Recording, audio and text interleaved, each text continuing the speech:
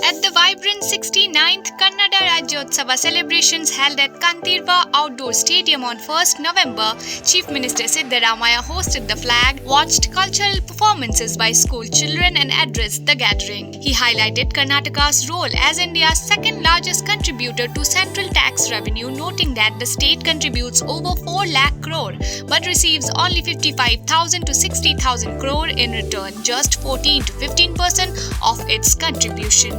Emphasizing fairness, he said, and I quote, "No one should milk a milch cow completely or the calf will suffer malnutrition," warning against the risks of excessive centralization. ಇವತ್ತು ಕರ್ನಾಟಕಕ್ಕೆ ಬಹಳ ದೊಡ್ಡ ಅನ್ಯಾಯ ಆಗ್ತಾ ಇದೆ.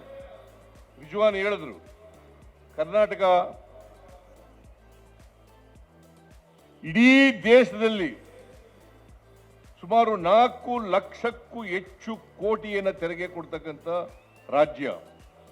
ಮಹಾರಾಷ್ಟ್ರ ಬಿಟ್ಟರೆ ಕರ್ನಾಟಕ ಎರಡನೇ ರಾಜ್ಯ ತೆರಿಗೆ ಕೊಡೋದರಲ್ಲಿ. ನಾವು 4 ಲಕ್ಷಕ್ಕೂ ಹೆಚ್ಚು ತೆರಿಗೆಯನ್ನು ಕೊಟ್ಟರೂ ಕೂಡ ನಮಗೆ ಕೇಂದ್ರದಿಂದ ವಾಪಸ್ ಬರ್ತಕ್ಕಂಥದ್ದು ನಮ್ಮ ಪಾಲು, ನಮ್ಮ ಹಕ್ಕು. ನಾವು ಪಡೀತಕ್ಕಂಥದ್ದು ಸುಮಾರು 55ರಿಂದ 60 ಸಾವಿರ ಕೋಟಿ ರೂಪಾಯಿಗಳು ಮಾತ್ರ. ನೀವೆಲ್ಲ ತಿಳ್ಕೋಬೇಕು ಕನ್ನಡಿಗರು, ನಾವು 1 ರೂಪಾಯಿ ತೆರಿಗೆಯನ್ನು ಕೊಟ್ಟರೆ ನಮಗೆ ವಾಪಸ್ ಬರ್ತಕ್ಕಂಥದ್ದು 14ರಿಂದ 15 ಪೈಸೆ ಮಾತ್ರ. 14ರಿಂದ 15 ಪೈಸೆ ಮಾತ್ರ.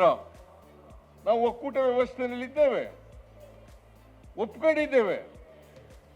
ಸಂವಿಧಾನವನ್ನ ಇವತ್ತು ಜಾರಿನಲ್ಲಿದೆ.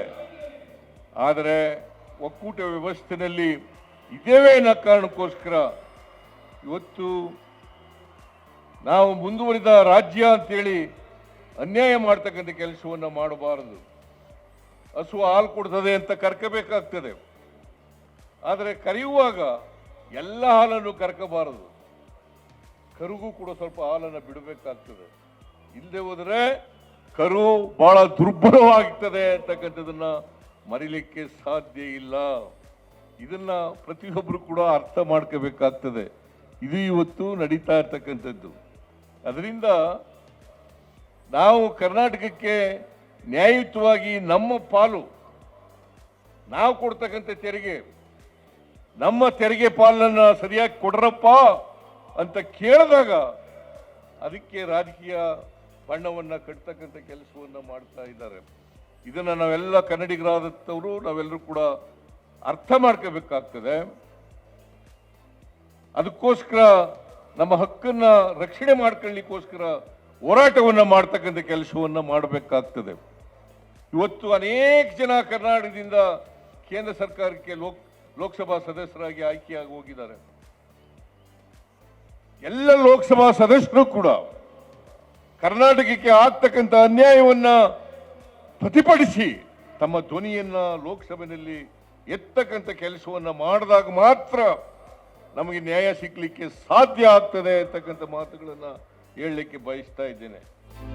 Deputy Chief Minister D.K. Shivakumar, present at the event, spoke about making Kannada a language of life, urging everyone to honor their roots by raising Karnataka's flag high. He said, and I quote, "It's been 50 years since we named our state Karnataka. Our land is heaven, our language is divine, and our rivers sacred. On behalf of the state, I extend Rajyotsava greetings to each and everyone." Shivakumar underscored the pride in Kannada's rich 2000-year-old heritage, mentioning that people worldwide embrace the language and culture. He reminded everyone of their duty to protect and celebrate Karnataka's identity, noting that schools, colleges and businesses were encouraged to join in the celebrations. ಇವತ್ತು ನಾವೆಲ್ಲ ಕನ್ನಡ ರಾಜ್ಯೋತ್ಸವದ ಸಂಭ್ರಮದಲ್ಲಿ ನಾವೆಲ್ಲ ಇದ್ದೇವೆ. ಆಚಾರಕ್ಕೆ ಅರಸನಾಗು, ನೀತಿಗೆ ಪ್ರಭುವಾಗು, ಮಾತಿನಲ್ಲಿ ಚೂಡಾಮಣಿಯಾಗು, ಕನ್ನಡ ಜ್ಯೋತಿ ಬೆಳಗು ಜಗಕ್ಕೆಲ್ಲ ಅಂತ ಹೇಳಿ ನಮ್ಮ ಹಿರಿಯರು ನಮಗೆ ಹೇಳ್ಕೊಟ್ಟಂತ ವಾಕ್ಯ. ಎಲ್ಲರಿಗೂ 69ನೇ ಕನ್ನಡ ರಾಜ್ಯೋತ್ಸವದ ಶುಭಾಶಯಗಳನ್ನ ಕರ್ನಾಟಕ ಸರ್ಕಾರದ ಪರವಾಗಿ ಮತ್ತು ವೈಯಕ್ತಿಕವಾಗಿ ಅರ್ಪಿಸಲು ನನಗೆ ಬಹಳ ಸಂತೋಷ ಆಗ್ತಾ ಇದೆ. ಕರ್ನಾಟಕಕ್ಕೆ ಇಂದು ಹೆಸರಾಗಿ ಉಸಿರಾಗಿ ಇಂದು 50 ವರ್ಷ ಪೂರೈಸಿ 51ನೇ ವರ್ಷಕ್ಕೆ ನಾವೆಲ್ಲ ಕಾಲಿಟ್ಟಿದ್ದೇವೆ. ನಮ್ಮ ಸ್ವರ್ಗವೇ ಕರ್ನಾಟಕ, ಕನ್ನಡವೇ ನಮ್ಮ ದೇವಭಾಷೆ, ಕನ್ನಡವೇ ಕನ್ನಡದ ತುಂಗ, ಭದ್ರಾ, ಕೃಷ್ಣ, ಕಾವೇರಿ ನಮ್ಮ ಪಾಲಿಗೆ ಪುಣ್ಯ ತೀರ್ಥ ಅನ್ನೋದನ್ನು ನಾವೆಲ್ಲ ಹರ್ಕೊಂಡಿದ್ದೇವೆ. ನಮ್ಮ ಕನ್ನಡ ನಮ್ಮ ಹೆಮ್ಮೆ.